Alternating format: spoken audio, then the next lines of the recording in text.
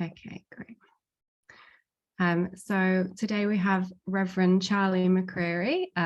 She has been immersed in astrological studies, ritual theatre, plant law and magic, mythology, witchcraft and astral and divinatory practices for over 20 years and is an ordained priestess. She enjoys blending intuitive and experiential magical practices with academic investigation and study in order to nurture and expand the above and the below within herself and those that she mentors. In 1999, Charlie co-founded Seattle-based ritual theatre performance troupe, the Kabiri. I hope I pronounced that right. You did great. Charlie and her partner, Saya Dearborn, comprised the Inner Circle IC, a collaboration dedicated to education, healing, elevation, and ceremony, currently based in Washington State. And yeah, her talk today, which is titled Books of the Dead, Chthonic Journeying and Myth and Performance, will start with an exploration of the chthonic realms, and then we'll move on to myths from Egyptian and Sumerian cultures, and then take a look at how we can apply all of this in various forms of practice, as well as sharing some creative works that are an embodiment of these themes. And yeah, I'm really, really excited. So I'm going to hand over to you. And yeah, thank you for being here, Charlie. Thank you so much, Rose. It's great to meet you. And just speaking of thanks to JD. I know he's not here right now, but so appreciate the creation of this conference, and I'm thrilled to be part of it for a second time again this year. Last year, I talked about the intersection of the plant kingdom and the celestial realms, and that was a fun presentation to put together. And today I'm thrilled to talk about another important aspect of my work with all of you. So thanks for being here. I do have a few slides, so I'm going to bring that up and put this in present mode. There we go. All right, so thanks for the great introduction, Rose. As you all know, today I'm going to be talking about chthonic journeying and exploring both the realms of mythology and then also performance, because that's my primary discipline as an artist, and ways that I've woven those two things together in my work for the last 23 years. So I'm really excited to share this with you all. A little bit about me. I do a lot of things. As Rose mentioned, I'm co-founder of a performance company here in the Seattle area called the Kabiri. We started in 1999, and we've been in hiatus for the last couple of years for obvious reasons and are just starting to create work again. And towards the end of my talk today, I'll share an upcoming piece that we're working on with you all in case any of you are in the United States and interested in experiencing my work in person. You'll have an opportunity to do that at the end of this month. Here are some links to a bunch of different social media accounts that I'm involved with. As Rose mentioned, my partner Isaiah and I do teaching and ceremony and other work as the Inner Circle IC, and the IC is a play on the IC in the chart, but it's also the first letter of both of our first names. My personal account is Aquarialist. I'm an Aquarius sun, and I'm also an Aerialist, as you can see in this photo. And then my performance company, the Kabiri, you can find us on Facebook and Instagram. And then lastly, I'm also an astrology writer for Astrology University. I do all of their social media. So if you're interested in connecting with my approach to astrology and transits and lunations and other things, you can check out my work there. And lastly, I also have a small business called Esoteric Social Media, and I support other esoteric and occult practitioners, astrologers with their social media work. And I have the pleasure of getting to work with Kelly Surtees and Mark Jones and Jason Hawley and some other really incredible astrological practitioners in that context. So that is a bit about me. Wanted to start our time today by offering an invocation to Inanna, and I'll talk more about who she is mythologically in a minute. I'll just name that she's been really important to me in my journey as a creator of performance, but also as a human. I think we all have moments in our lives where we feel that we have been sent to the underworld to do some personal work, and Inanna's story has really been a guide and a support for me in some of my most challenging periods in my life. And these sigils here on the screen, they say Dingir Inanna. The first one is the Dingir, and Dingir is generally put in front of the names of deities in the Sumerian pantheon, so it just means God, goddess, divine, and then the second one is the sigil that represents Inanna. So I'm going to share a hymn to her from this really beautiful book called The Harps That Once, Sumerian Poetry in Translation. And if you're interested in Sumerian things, I highly recommend this book. There's some beautiful hymns and stories and good stuff in here. So if you could all join me in just taking a deep breath and really coming into the space together and invoking the magic, the community, the presence we have all experienced at this conference together and continue to experience through getting to watch these videos again after the conference. And as I mentioned earlier, Inanna corresponds with Venus, who is beautifully placed in Libra right now, getting really close to her conjunction with the sun. So it's especially apt. And the photo on the left is from a performance that my company created that I'll be showing some video of later today called Gods of the Night. And this is depicting Inanna or Ishtar in her duality. She's known as a goddess of the morning and the evening. And so she has a duality to her, and I'm the lady at the bottom on the picture. So here's our invocation to Inanna. The one come forth on high. The one come forth on high, I will hail. The Holy One, come forth on high, I will hail. The great Queen of Heaven, Inanna, I will hail. The pure torch lit in the sky, the heavenly light, lighting like day. The great Queen of Heaven, Inanna, I will hail. The Holy One, Queen, awe-laden of the Anunnaki, noblest one in heaven and earth, crowned with great horns, oldest child of the moon, Inanna, I will hail. Of her grandeur, of her greatness, of her exceeding nobility, of her brilliant coming forth in the evening sky, of her lighting up in the sky a pure torch, of her stepping up into the sky like moon and sun, noted by all lands from south to north, of the greatness of the Holy One of Heaven, to the Lady I will sing.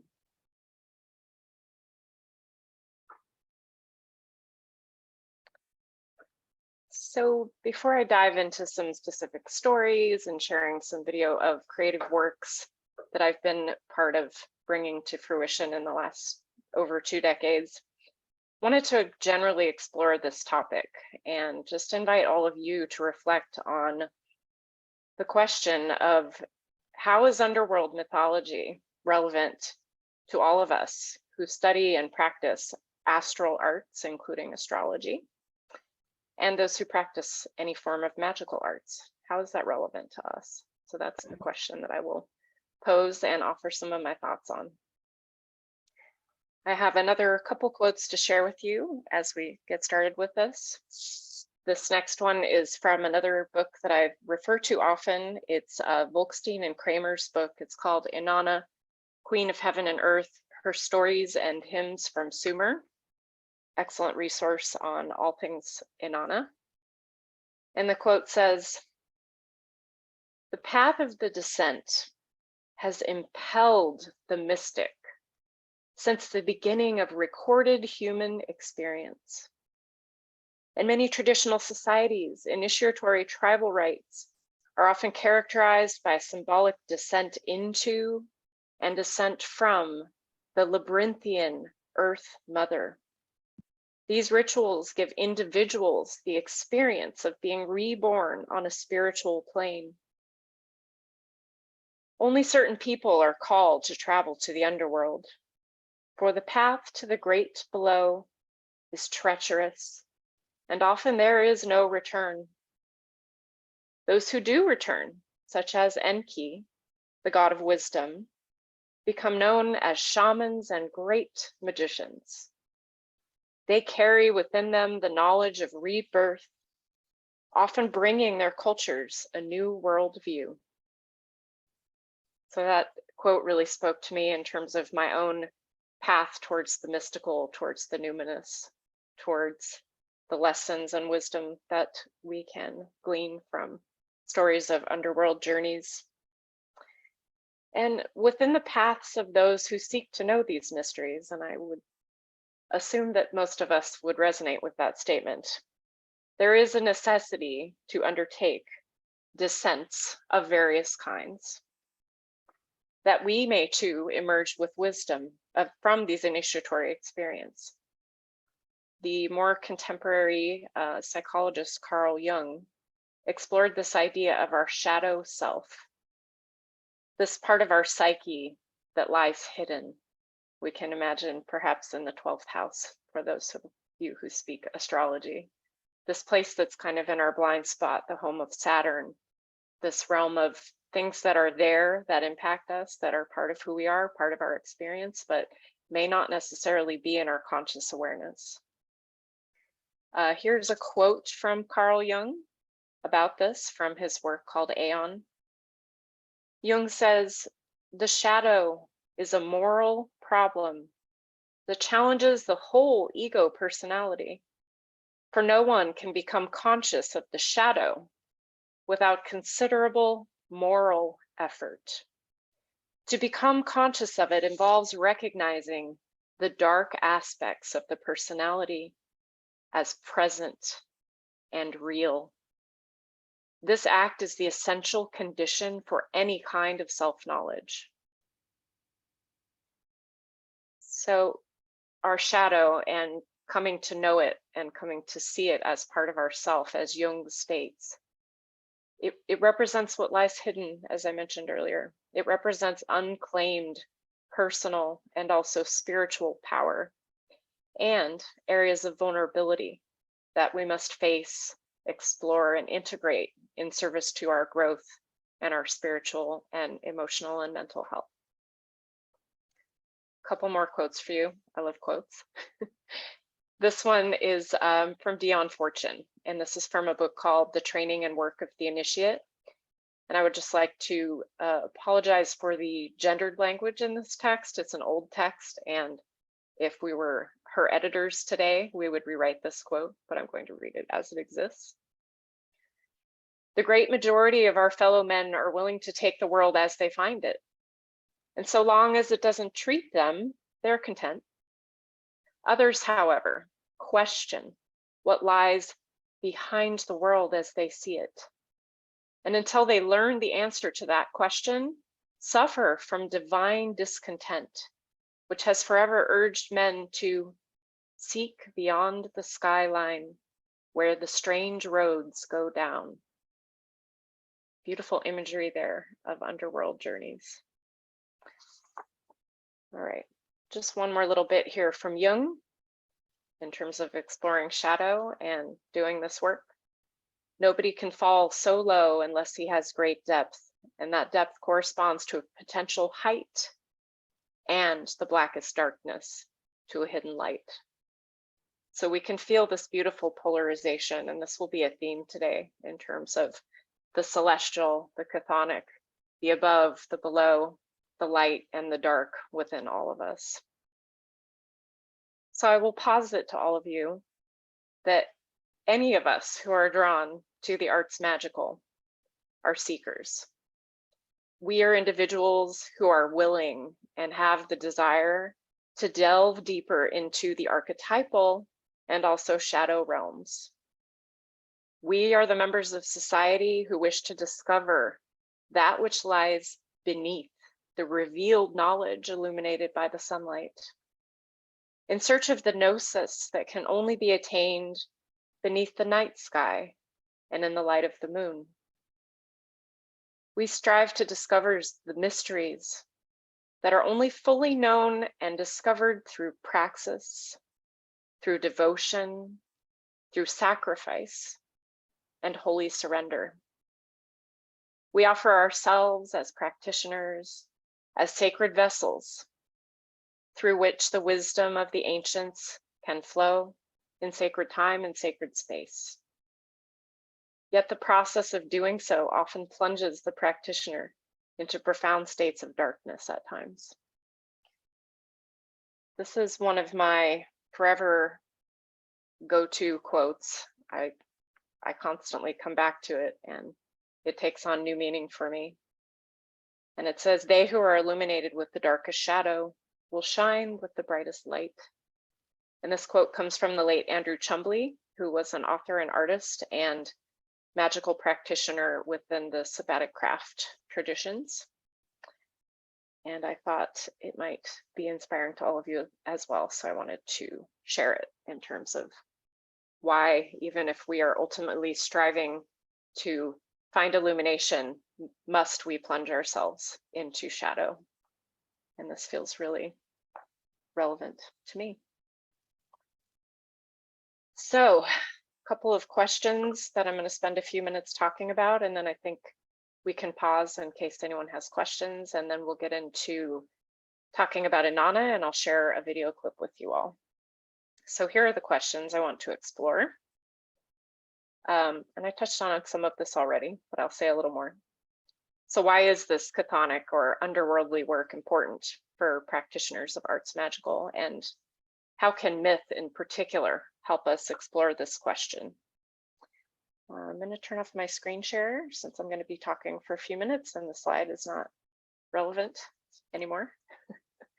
So my thoughts on starting to answer these questions is thinking of our journey through life as a set of initiatory experiences.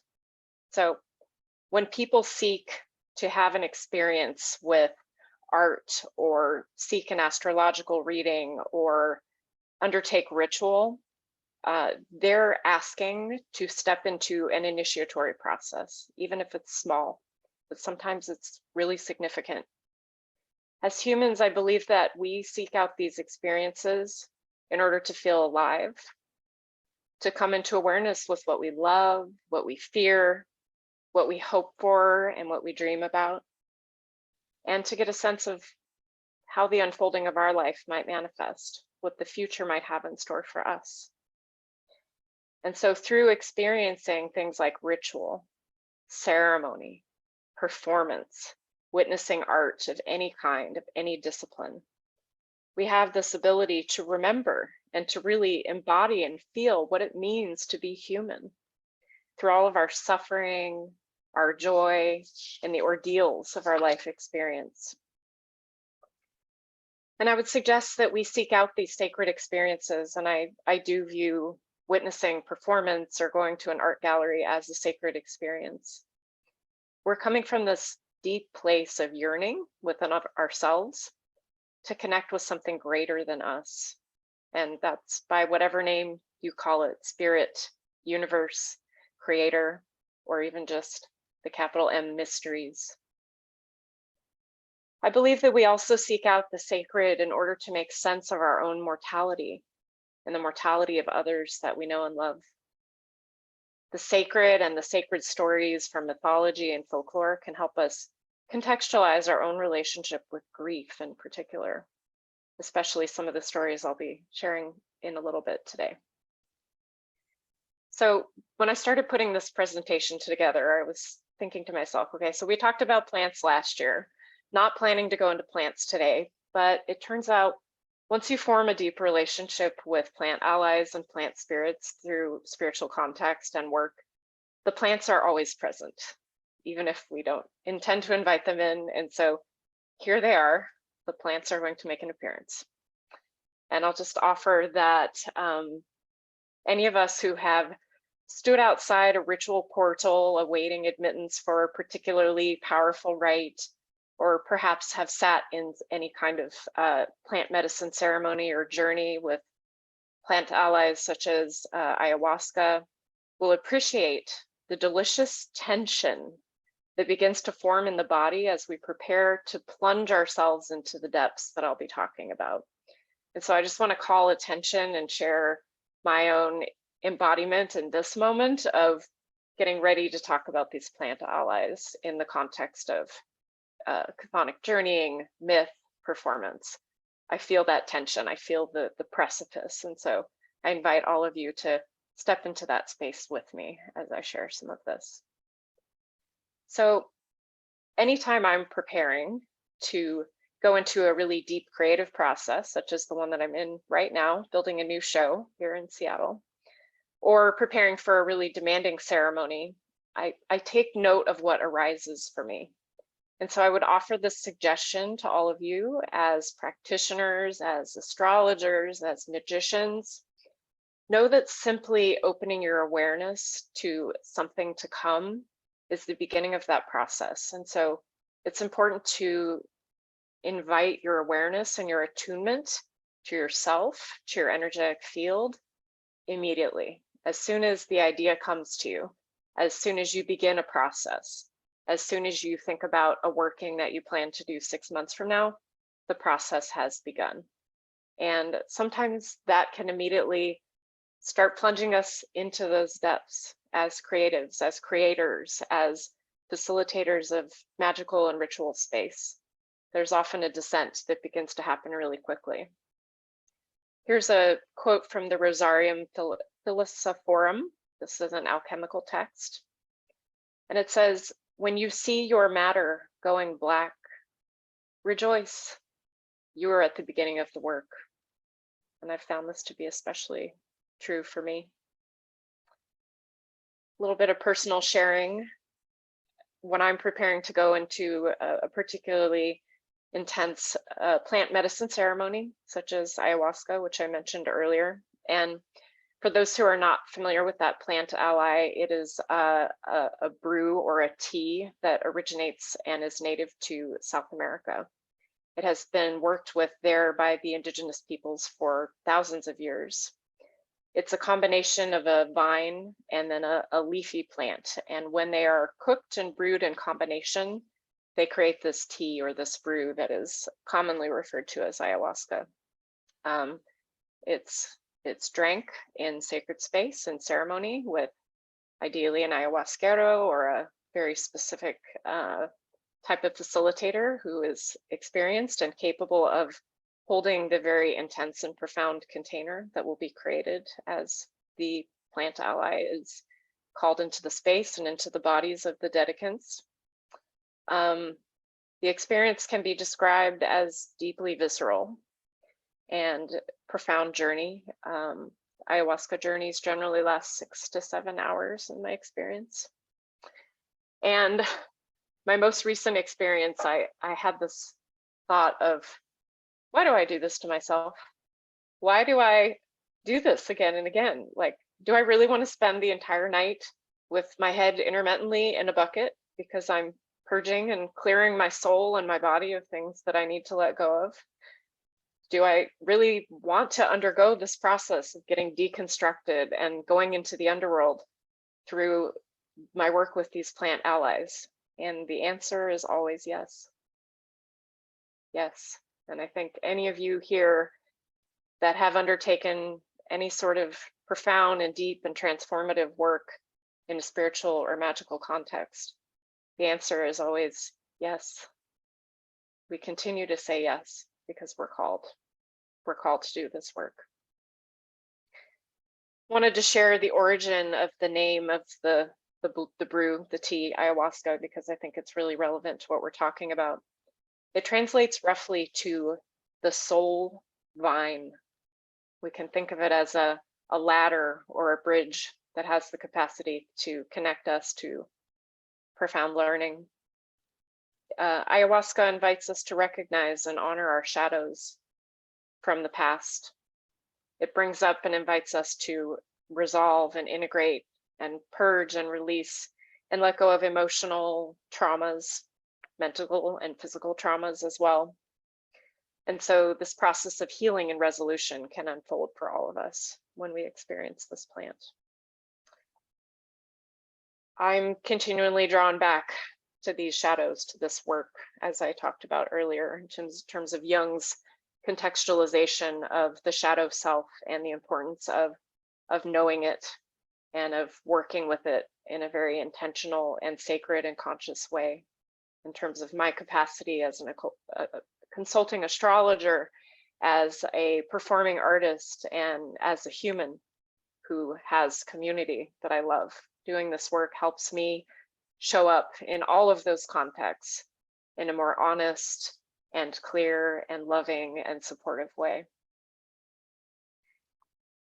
I want to touch on astrology again briefly with this idea. So I was working on this presentation and thinking to myself, if I had to think of a part of a chart that really symbolizes this feeling of being on the precipice, of standing outside that ritual circle, getting ready to go in for a really intense and potentially profound magical or plant medicine experience, where does that show up for me in astrology? And for me, that precipice is the 8th house. When I talk about the Egyptian god Ra and his journey to the underworld later, there is a point in his nightly journey that there's a sense of falling, and it's a type of falling from which we cannot save ourselves. It's a feeling of being pulled into a current to which our only option is surrender. So just inviting that astrological context for those who work in those spaces. So my ceremonial experiences with ayahuasca, with other plant allies, and also in less plant ally focused practices, including there's a ceremony that I attend every summer here in the United States called the Sun Moon Dance. And this is a practice of going without food or water for a period of about 3 days and spending the weekend dancing to a tree. So there's a central pillar in the center of the circle, the ceremonial circle. And we spend a large part of the day and into the evening over the course of the 3 days dancing to and from the tree and doing nothing else. We don't speak, we don't have human contact, we don't eat, we don't drink, we do sleep, thankfully. But with practices like that, practices like ayahuasca, there is a process of undergoing and experiencing a death of the self. And that's really the only word that I can think of to describe those experiences. It's a spiritual death. There's a letting go of ego that occurs in these contexts for me that I would imagine is resonant for others here as well.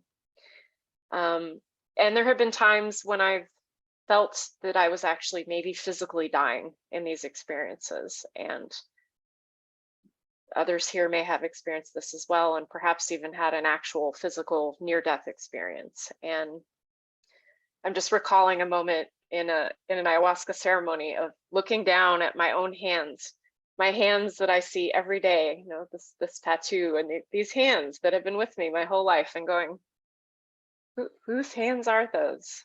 I don't actually recognize them. And then hearing myself in the experience of the medicine and the purging and the sort of the moaning and the sighing and all of the waves that wash over us, and not knowing who that was, who is purging, who is sighing, who is moaning. I don't actually know anymore. I didn't recognize myself in that moment.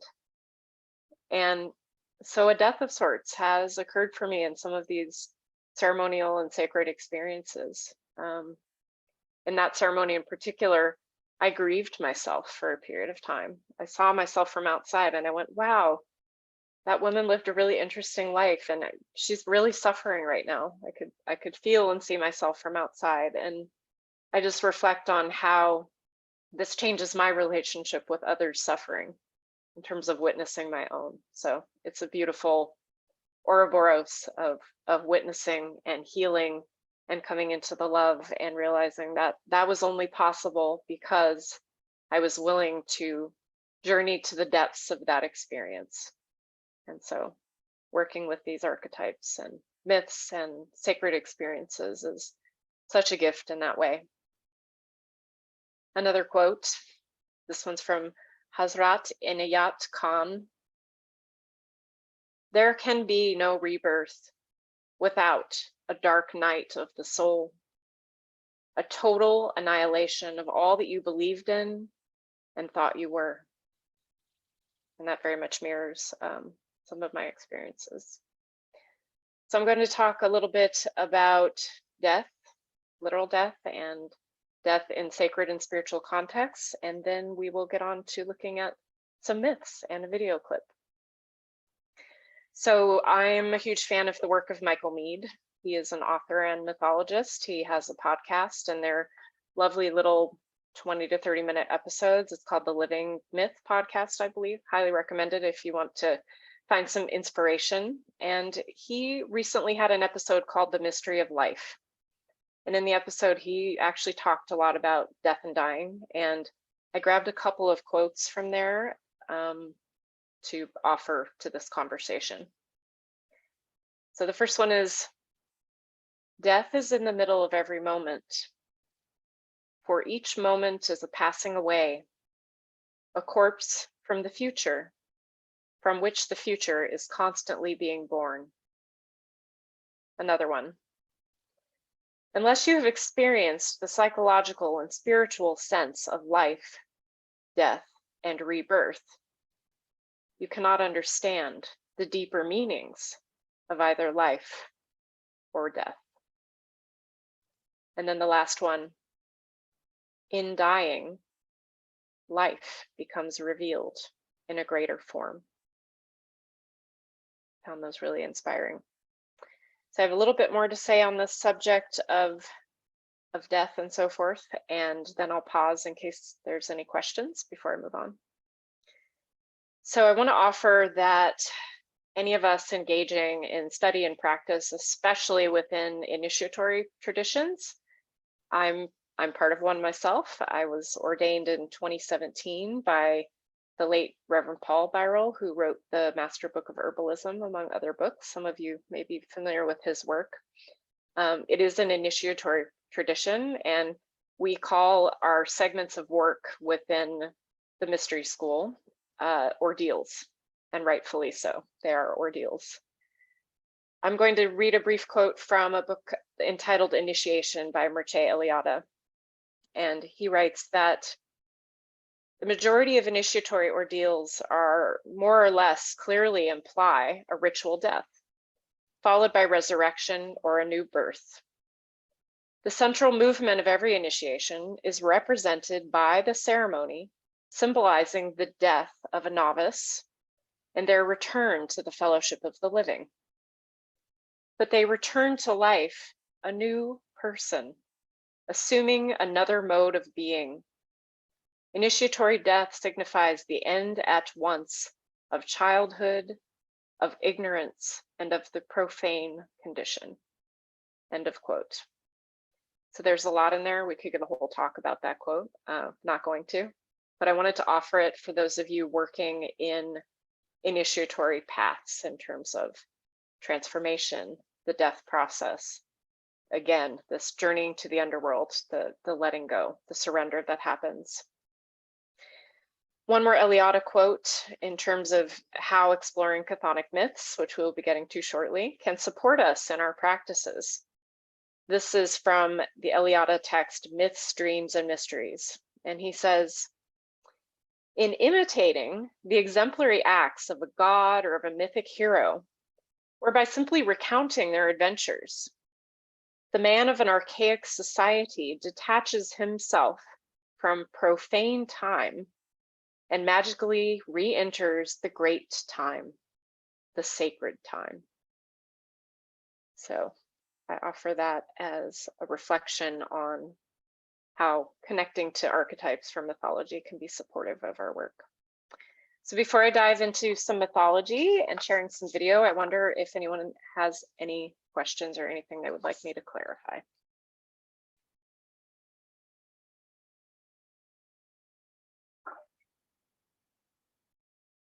Yeah, I have a question. With the ayahuasca journeys, have you predominantly experienced them as underworld experiences? Because I feel like I've had both. Some have been more kind of upper world and some have been more like lower world experiences.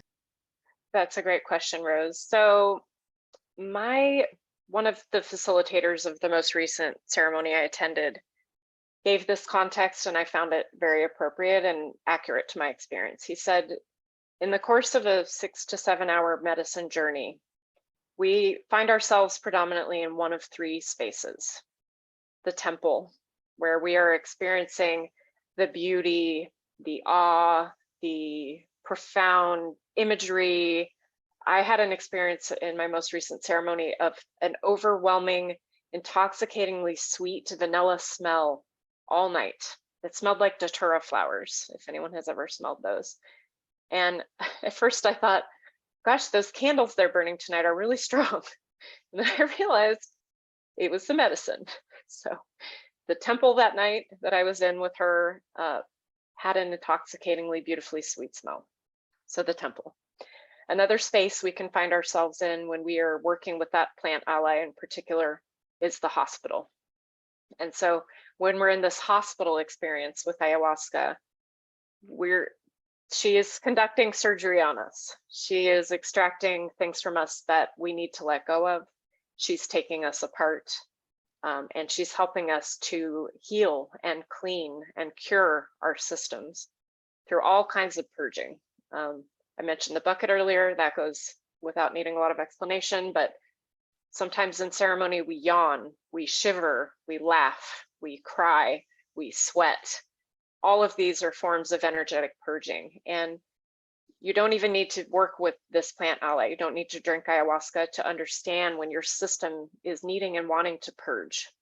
If suddenly you feel compelled to shiver, or you're uncontrollably yawning, but you're not tired, your system might be trying to purge. So there's this hospital idea, this clearing and cleaning out. And then the third space within this particular type of plant medicine ceremony is the classroom.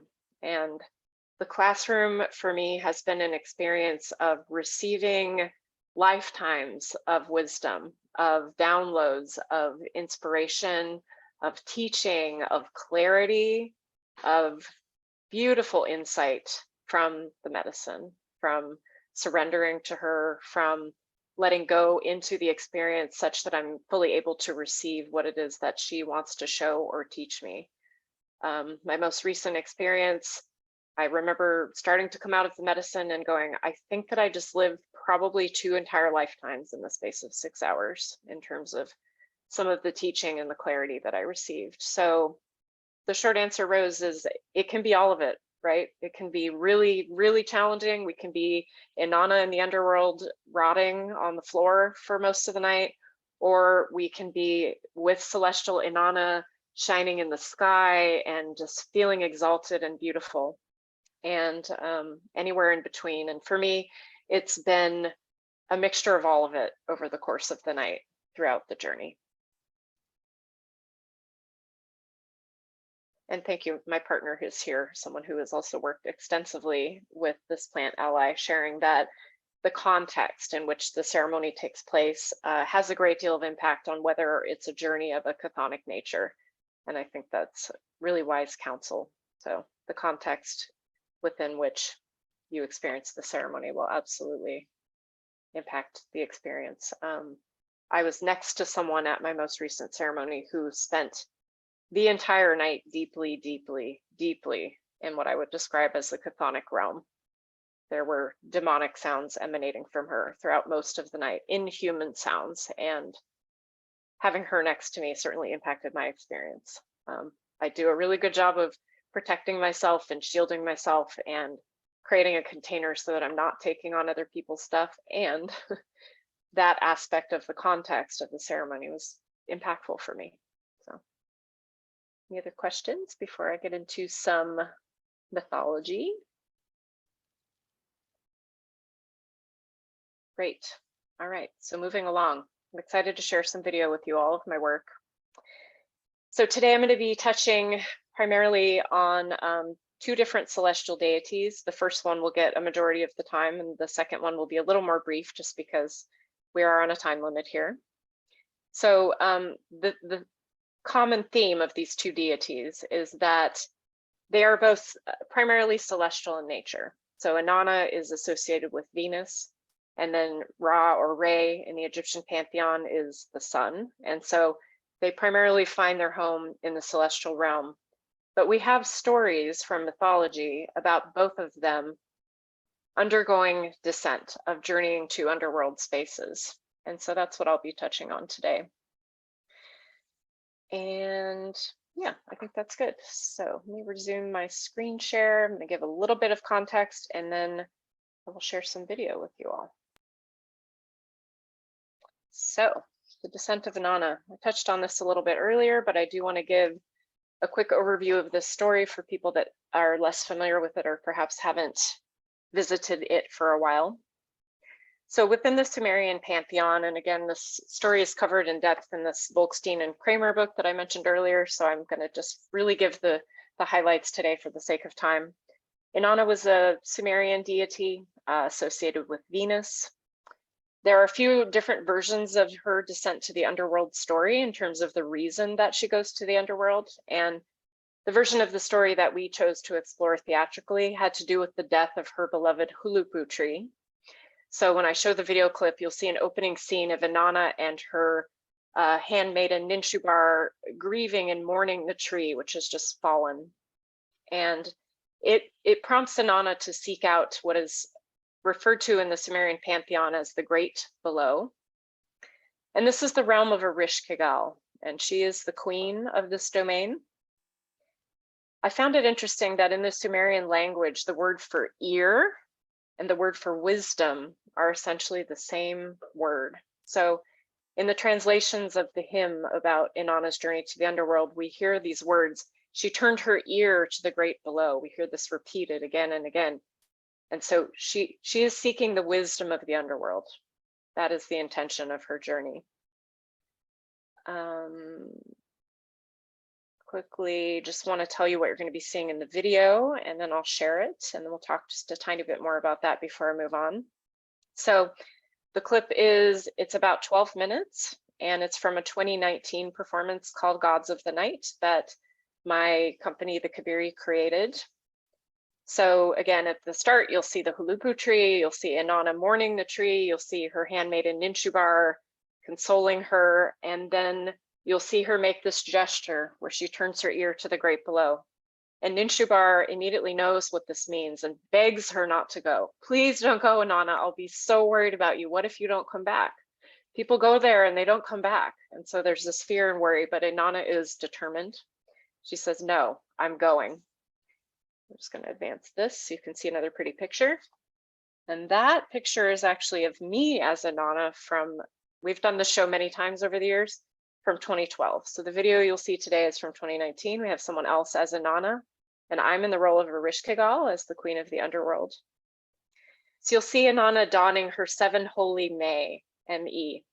These are physical items. There's a crown, a necklace, a bracelet, a breastplate, a lapis rod, and she dons these 7 holy May to go to the underworld.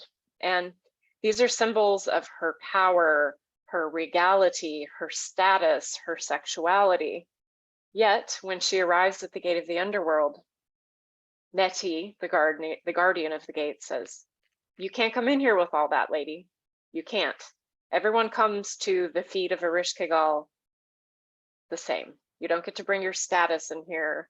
You don't get to bring all that. So you'll see in the video some of her 7 holy May being ripped from her, being stripped. And then she is admitted to the throne room. You'll see some guardian demons that guard the gate as aerialists up in the air, doing aerial movements and sort of guarding the throne room. She encounters the queen of the underworld, and the 7 judges of the underworld, the Anunnaki, judge her. And then Ereshkigal strikes her down, and she experiences this initiatory moment of her own death in the underworld. Ereshkigal, as the myth goes, hangs her on a hook in the throne room and allows her corpse to rot, to putrefy over the course of 3 days and 3 nights. Meanwhile, in the celestial realm, Ninshubar, her loyal handmaid, is pleaded with the gods to save Inanna. We've got to save her from the underworld. And so Inanna's uncle Enki, that's good, that should be a new word. Inanna's uncle Enki creates 2 golem-like figures. These are figures that are They are not ensouled. They can travel in the underworld unseen. They can move in those spaces because they are neither living nor dead. And so he sends these beings to the underworld to administer the water and grass of life in order to reanimate Inanna. And as the myth goes, Inanna does come back to life. She tries to leave the underworld, and Ereshkigal says, no, you have died in my domain. You don't get to just walk out of here. You have to leave someone in return. There needs to be an exchange. And so Ereshkigal sends 2 of her demons along with Inanna, and then Inanna has to go through a process of deciding who will take her place.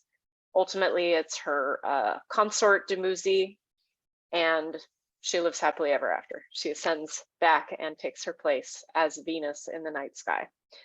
So I'm Ereshkigal in this depiction of the story, and I really, really enjoyed playing that role after playing Inanna many times. It was beautiful to experience the other polarity of the story.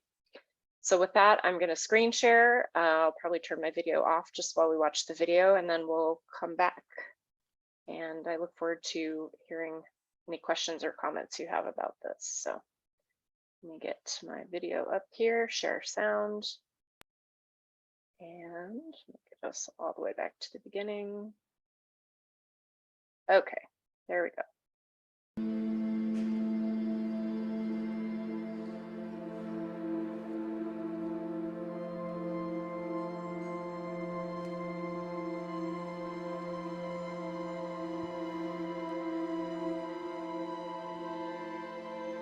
Hearing the voices of the great below, Inanna mourns the death of her sacred grove.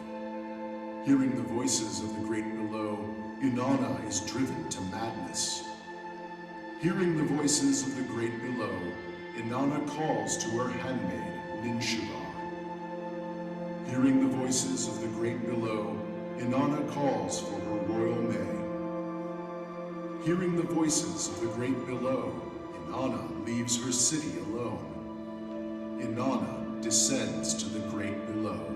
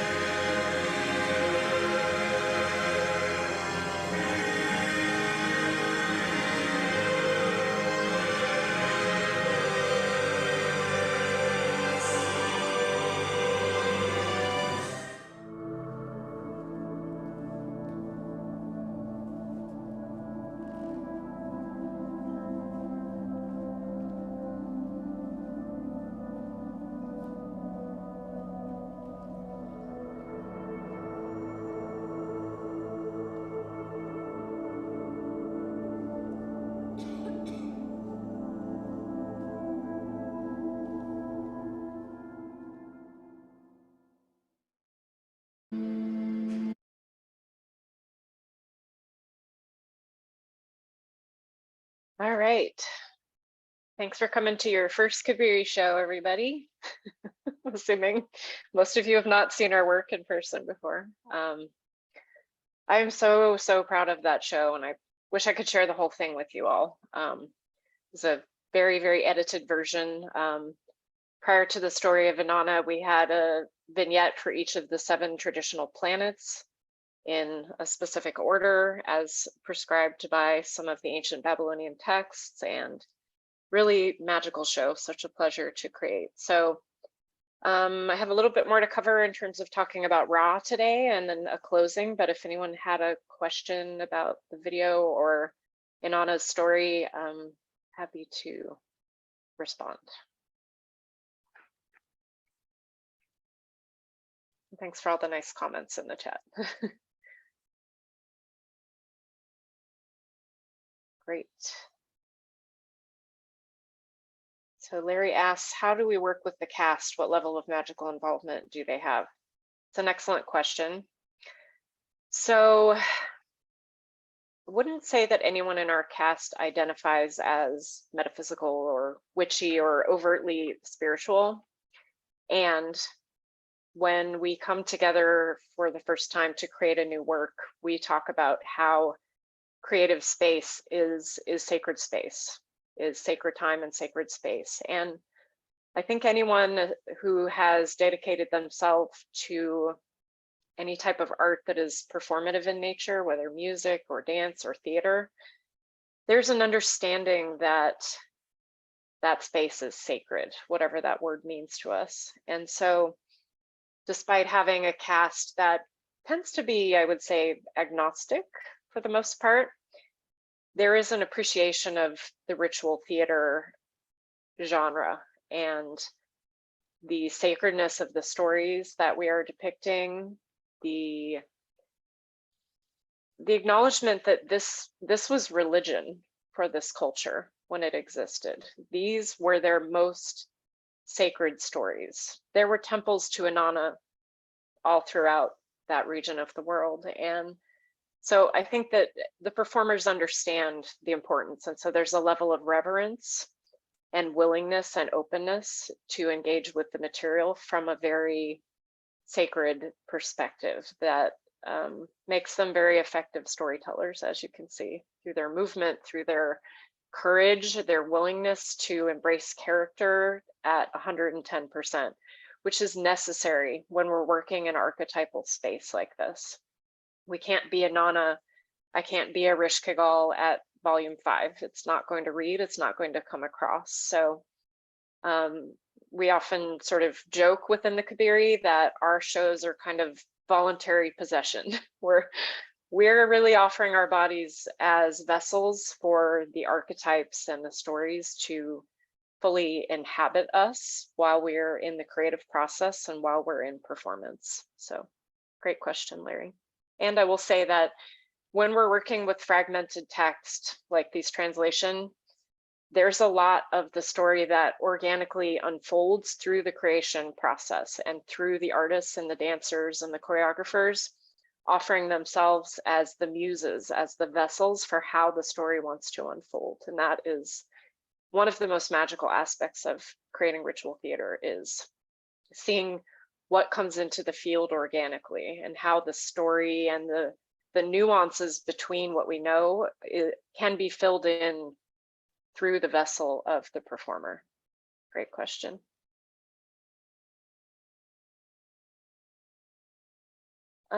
So Rory asked the question, you're gonna get a little behind the scenes moment with the answer to this one, Rory. So Inanna was being wrapped in the net in the video, and we used the net instead of a hook because it gave Lauren, the dancer, more options for having that experience. Intense predatory spider vibes from Erishkigal, definitely. And then asked if there's a reason that the crown was removed before the net went up. It's because the crown was metal spikes and it would get stuck on the net if I went in the net with that on.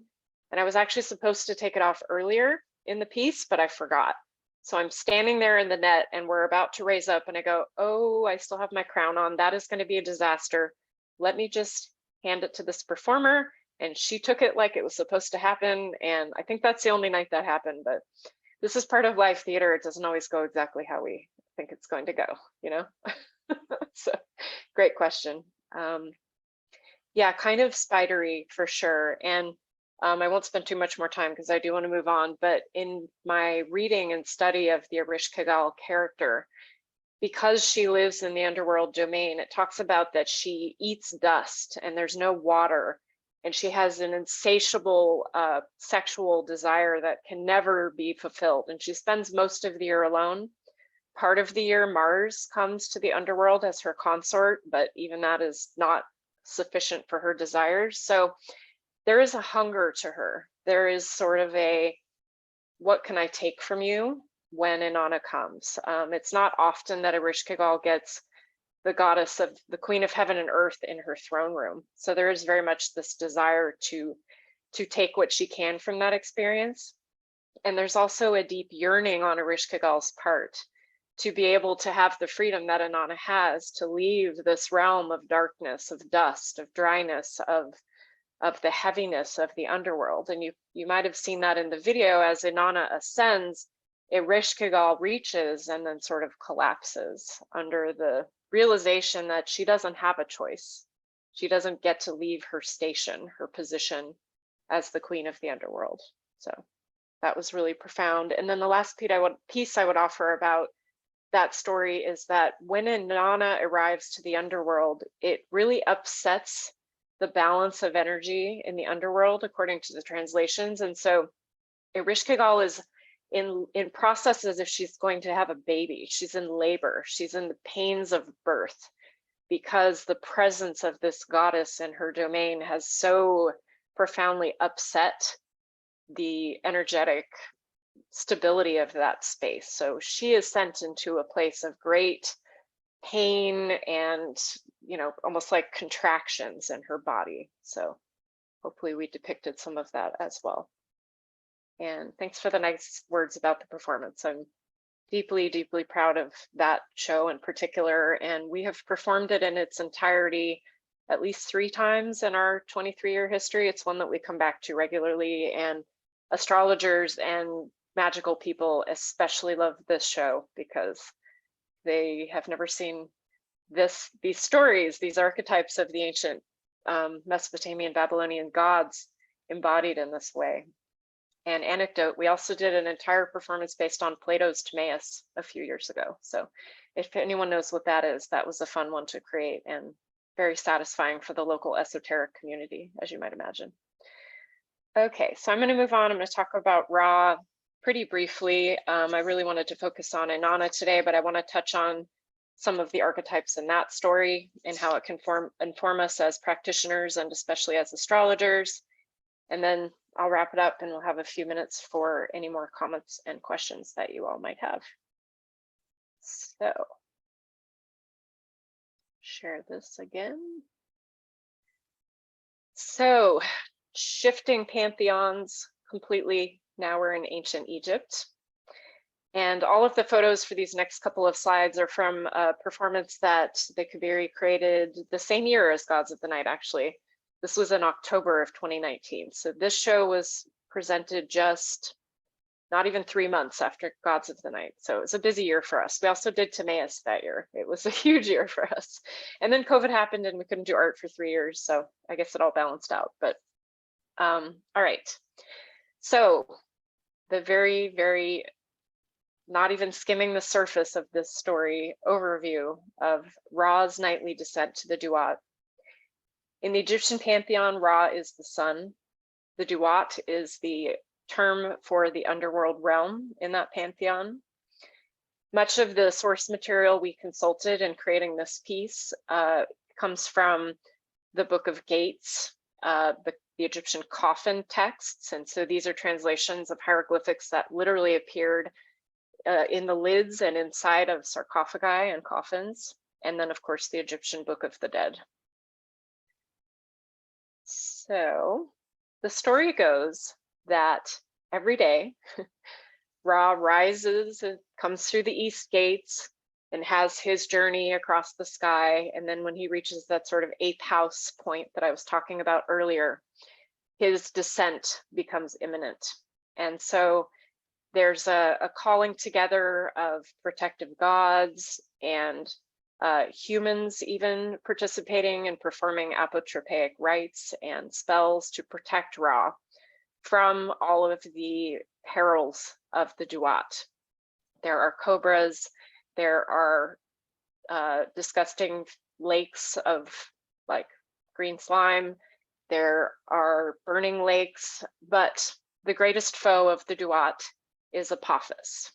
And Apophis is a serpent, is the embodiment of the Duat. It represents chaos, and it is really the polarity of Ra, of this solar energy. So here's a depiction from the show. We have Ra in the solar bark, and then we have several of the other Egyptian gods who travel with him throughout the night. And various things happen to him every night. At one point, Apophis shoots venom into his eyes and he becomes blinded. So there's depictions with Ra blinded, and the other gods are literally having to help him navigate his journey through the night. So that is this depiction. And in terms of reflecting on the meaning of Ra's journey within the Egyptian pantheon and context, obviously it was a way to understand why the sun rose and set each day, and to bring some context for why we experience night and day. Oh, because the sun went to the underworld. But also, much of those texts that I referenced earlier are sort of guidelines or ideas of what one can expect when they die as humans. And so this is a beautiful quote that I took from the Papyrus of Ani. And it says, "Let there be prepared for me a seat in the boat of the sun on the day whereon the god saileth." And so there's this aspiration as mortals living in that time that they too may step onto the solar barge, the solar bark with Ra to go to the underworld. And Ra, being a divinity, a deity, is unique. There were several gods in the Egyptian pantheon that could journey into underworld spaces and return, similarly to Hermes in the Hellenistic and Greek pantheons. But mortals, once they went to the Duat, to the underworld, and had their heart weighed against a feather and all of these beautiful things that can happen in the underworld per the Egyptian pantheon, Ra was one of the celestial deities that could go through this process of descending and re-emerging.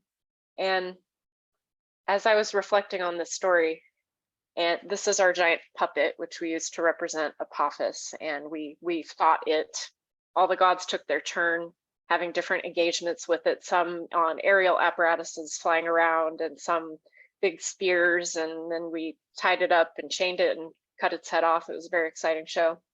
But in exploring, again, similarly to what I did with Inanna, when we think about her in that 8th house space, that precipice of descent, that feeling of, if we sort of bring it into our bodies for a moment, of knowing that we're going to be going into darkness and knowing what that is, and then considering the descendant in the astrology chart, that moment where the sun dips below the western horizon.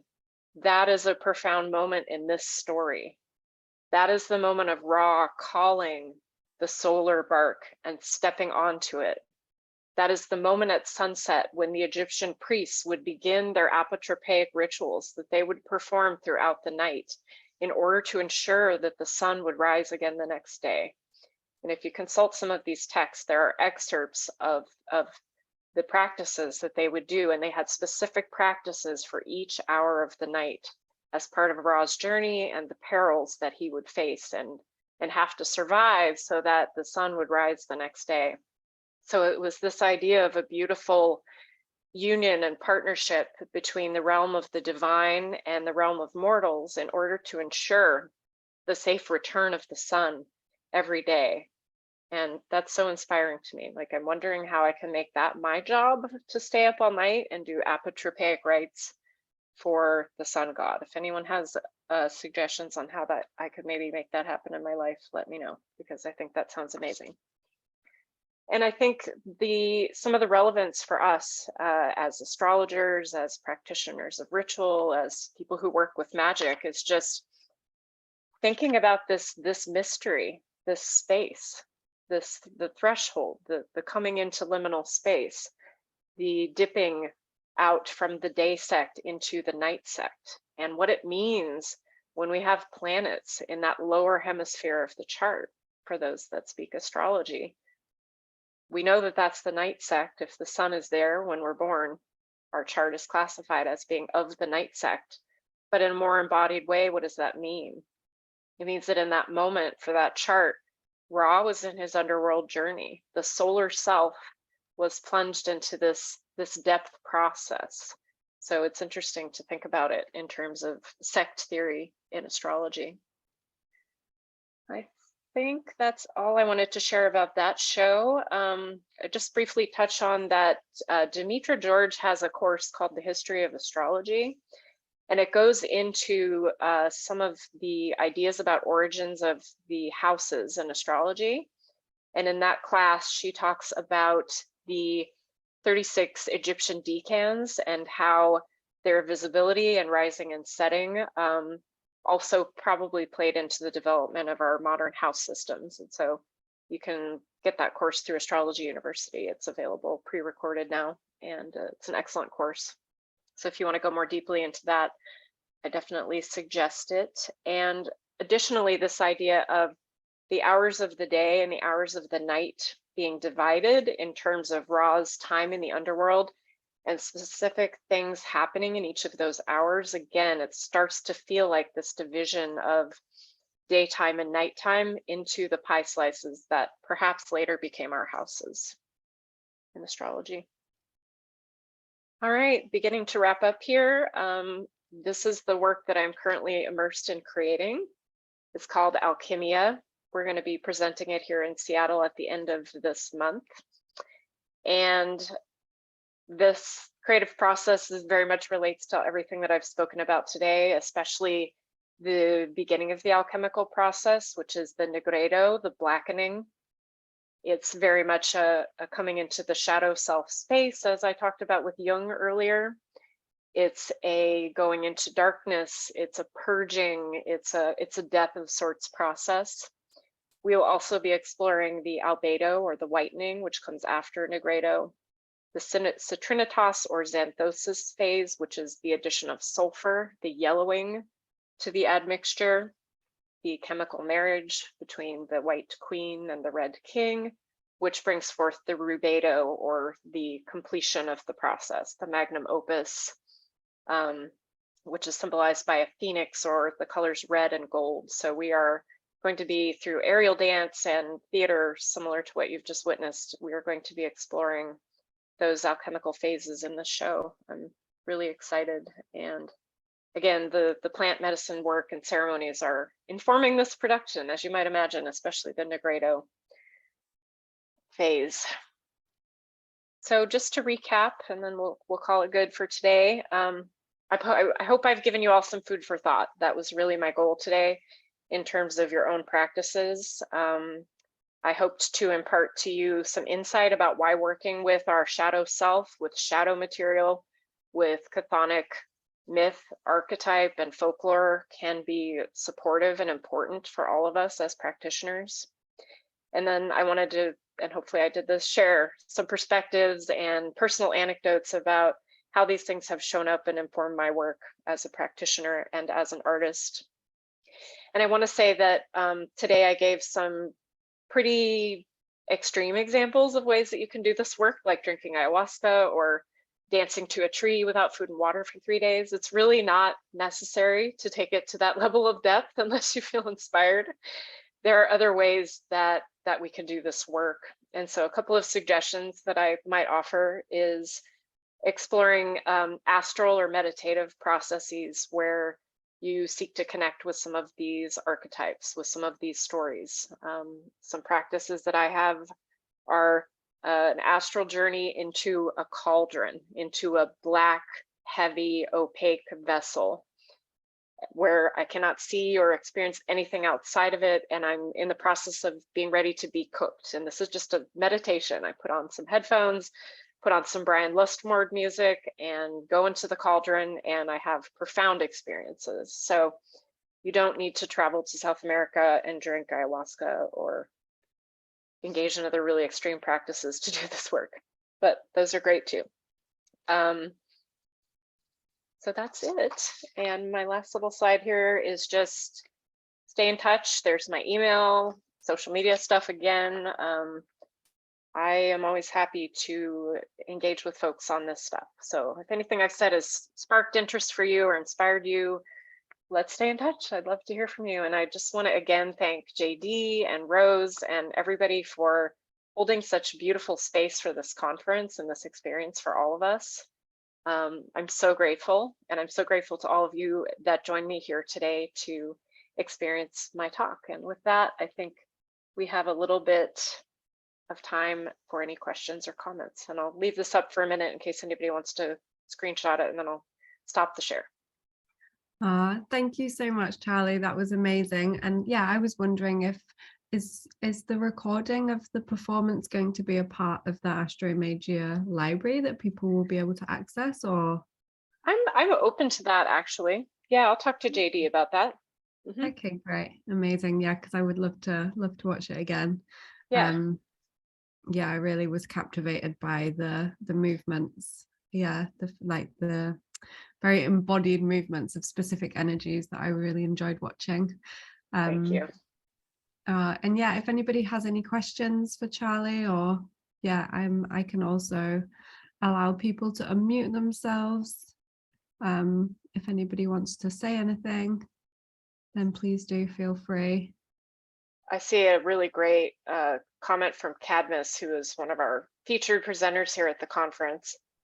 Cadmus says, it's amazing to think you and your group were engaged in such powerful performances about descent to the underworld right before COVID hit, and the entire world descended into something similar. Cadmus asked if we were inspired in this work due to the astrological transits, which the Saturn, Capricorn, all of that was happening during that time. We do the tiniest bit of electional astrology as we're preparing to create shows. I don't think that particular upcoming transit was part of our decision to do that show. Mostly it was that we try to do it about every 7 years. So there's a Saturn number for you. And we had last done it in 2012. So 2019 was the quarter turn of Saturn's wheel for us. And so that was part of the decision to represent that work at that point in time. But also we opened a studio in Seattle in 2018 that closed because of COVID in 2020. But part of it was just having access to that resource, a full-time space to rehearse and do works in progress showings and small shows, really created an abundance of generativity for us as a company. And it was heartbreaking to lose the studio, but we had to be closed under government mandate for much of 2020 anyway. So we were in a point where financially it wasn't going to be sustainable for very much longer. So it was a mixture of grief and relief when we had to close it. But that was part of the reason 2019 was such a busy year for us performatively, was that we had access to a space to create work full time. We weren't paying hourly rent somewhere else on somebody else's schedule. So great question. Anything else?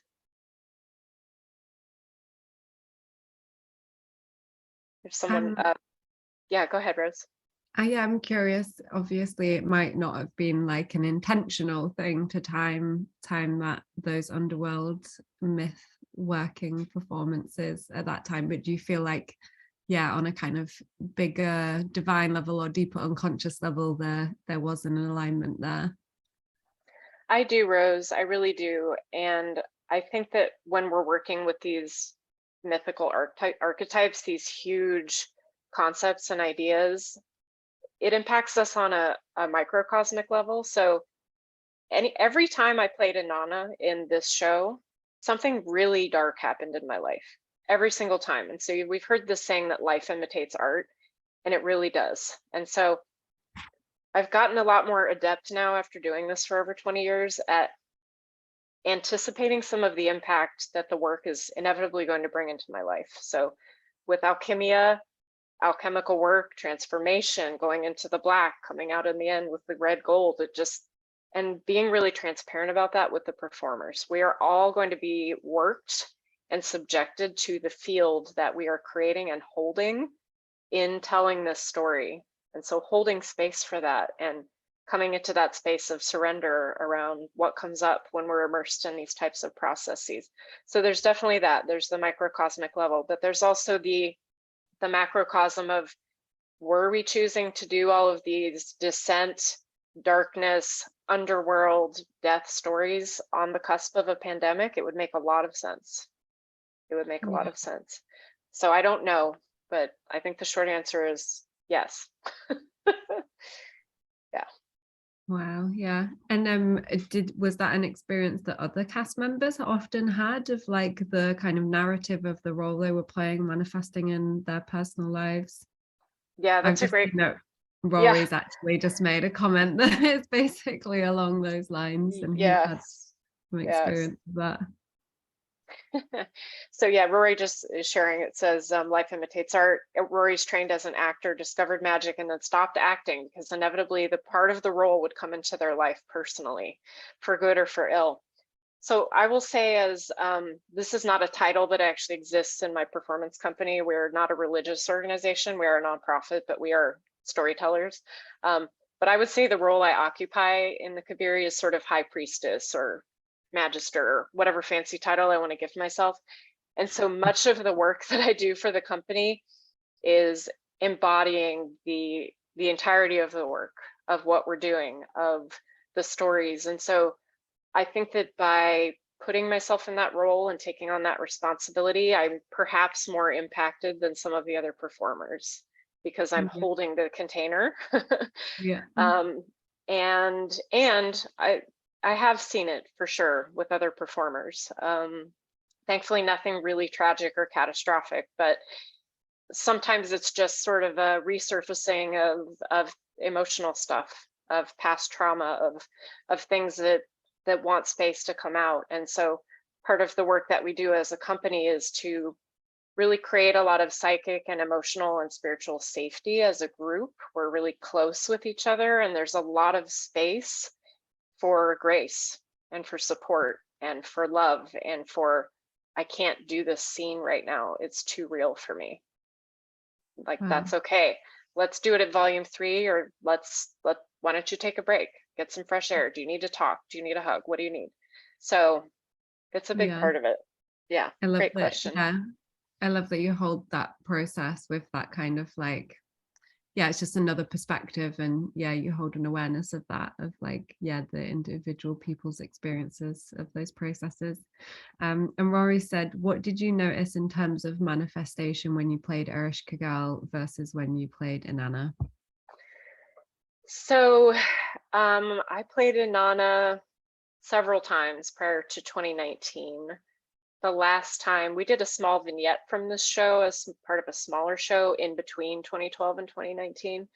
So I'd say every single one of those times were really difficult for me, and like definitely TMI, but towards 2012 went through a breakup of a long-term relationship, and I played Inanna that year. And ironically, my soon-to-be ex-husband was cast in the role of Dumuzi, who Inanna chooses to take her place in the underworld because he has not mourned her. He has not done anything to try to retrieve her from the underworld. He's depicted in, old carvings we can see in these books of like laying around drinking wine while Inanna is rotting in the underworld. And so she comes back and she says, you know what, buddy, it's you. You're going to the underworld. So getting to enact that scene in the midst of what was happening in my personal life, like, it was really gratifying.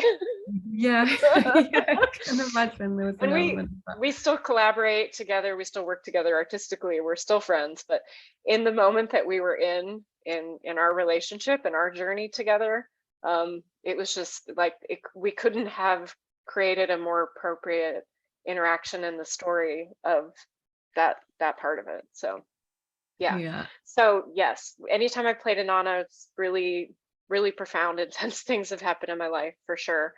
Getting to play Ereshkigal in 2019, it felt like being on the other side of an initiatory experience. It was, now I'm the initiator. Now I am the carrier of the mystery. Now I hold the book, I hold the sacred scroll, and I am imparting it to a novice. I'm imparting it to someone else. So it felt like a level of coming into elderhood with the material to get to play Ereshkigal. It was very fulfilling. And then things that started to manifest in my life in 2020 have been among the most positive, profound, beautiful, and amazing things I have ever experienced. So as hard as COVID was, as an artist, I'm not getting to make art anymore. On a personal level, I fell in love with someone I'd been friends with for over 20 years, and we've been in partnership now for over 2 years. So there was something about the work that we did in 2019, and especially getting to embody and hold Ereshkigal, that I think really brought me into a deeper level of wisdom and of knowledge and of carrying and holding and sharing the mysteries with people. So much rather play Ereshkigal if we do this show again than Inanna. I think I'm retired from Inanna. Oh, that was so beautiful. Thank you for sharing. Yeah, does anybody else have any questions? Oh, I was thinking, is there, because there's a name for it, isn't it? Is it like a hyper sigil? Is that the right name for this kind of thing? Like, I know people That's a have done good like question. comics and stuff where Yeah, they I won't claim experience. to be an expert on that word specifically. I've definitely heard it, and I think it could be applicable. Terms that I use to describe this type of work would be performative mythology. So it's this idea of embodying myth through performance. Yeah. But hyper sigil, I'm gonna revisit my understanding of that word because it actually could be very applicable. If anyone else knows one, please put it in the chat. Because I think the that term performative mythology, that doesn't necessarily speak to how that kind of then correlates or manifests in the actual life of the individual. That's more just like, oh, Yeah, you're just performing the myth. it's a thing that I do. Yeah, Yeah, dramatic yeah, ritual. yeah. Christopher offered that. We refer to our work as ritual theater, but again, it doesn't speak to the experience of the practitioner so much. So Rory Roy says, hyper. hypersigil would be. Oh, you go. Oh, I'm sorry, we're both reading it. Rory says, a hypersigil would be deliberately casting yourself as a character to cause the results in your life. So we definitely don't do that. When we go through our process of casting for our shows, part of it is pragmatic. Like, we need somebody that can dance and do the aerial solo and act and blah, blah. So who do we have? Who are our senior seasoned company members that are capable of holding that role? And I'm a believer that we don't have to bow to gender or age or any of that in terms of casting. And I think there's something to be said for putting somebody who's in their 40s in the role of Ereshkigal, that it might not be always the best choice to ask someone 20 years my junior to do necessarily in terms of what the role asks of the practitioner. So that's part of the process, but I don't go like, oh, I want to be raw because I want to have a really solar year. Like, it's not that at all. And there's also a process in casting where we talk with each performer and we say, we have this role in mind for you. It's going to ask this of you, physically, emotionally, potentially spiritually. Like, are you willing to accept that, or would you like someone else to do that role? And we've had times where people have said, I cannot be the demon lord of the underworld right now. Like, I got too much going on in my life. And so, like, I ended up playing that role. And let me tell you, at rehearsal, nobody would sit and have lunch with me the entirety of that process. Like, literally, I became completely ostracized by everyone in my own company because I was playing a Zoroastrian demon lord named Azidahak, like one of the darkest, most potent entities I have ever encountered in my studies. And the entire like, there was a scene where I had to like basically kill them all. And literally over the course of rehearsal, like, I was isolated. People didn't want to sit with me. People didn't engage with me. So it takes a toll to do these roles. It really does. Yeah. Because Yeah. it really does seem like there is almost this kind of like hypersigil effect without it necessarily being an intentional thing. And maybe like, yeah, a process of bringing that into awareness more. And like you say, having those conversations around whether that person is aware of how it might impact them and whether they feel they have capacity for that. It's a very Yeah, interesting process. definitely. Can I give a plug for a panel that's starting in Yes, 23 yes, minutes really you do. quick? So we have panels coming up in a little less than half an hour, and I'm really honored and pleased to be moderating and facilitating the Creativity and Astro Magic panel.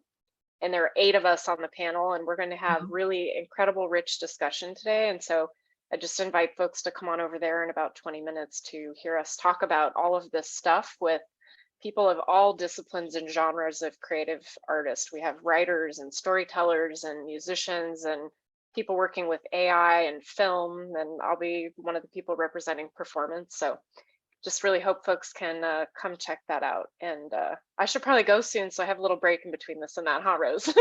Yeah, I was about to say we should probably close the space now. So thank you so Great. much everyone for coming, and Charlie for your amazing presentation. And yeah, I look forward to catching up. I'm not going to attend that panel live, but I look forward to catching it on the replay. Perfect. And Okay, thanks for being here, everybody. Just your presence meant so much to me. And thanks for all the beautiful comments. And I was sincere about my desire to stay in touch. Feel free to reach out. great. Thank you, everyone. Thanks, Rose.